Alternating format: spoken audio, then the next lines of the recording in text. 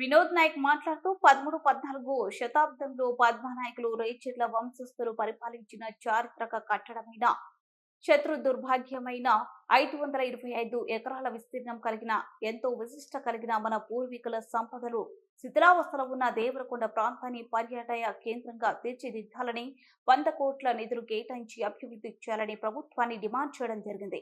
ఈ కార్యక్రమంలో ఆంబోతు మోహన్ నాయక్, రమావత్ రవికుమార్, రమావత్ రవి, రమావత్ దేవేందర్, రాధాకృష్ణ, సతీష్, అరుణ్ కుమార్, హనుమంతు, అనిల్, అఖిల్, వంశీ తదితరులు ఈ కార్యక్రమంలో పాల్గొన్నారు.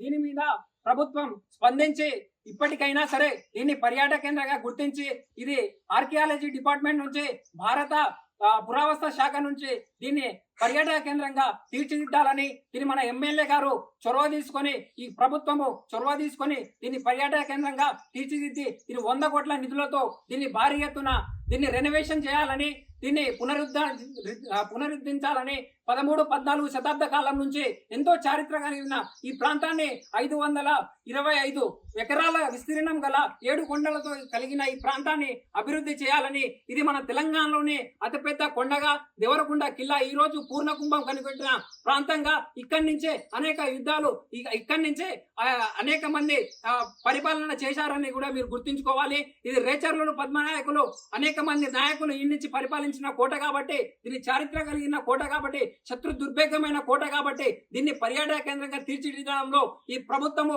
క్రియాశీలక పాత్ర పోషించాలి. అదే విధంగా ఇక్కడ నిధులు భారీ ఎత్తున కేటాయించి ఈ ప్రాంతాన్ని అభివృద్ధి చేయాలని ఇక్కడ ఉన్న విద్యార్థులందరూ కలిసి డిమాండ్ చేస్తున్నాం. ఇది కాని ఎడల మేము దీని మీద కూడా తెలియజేసుకుంటున్నాం.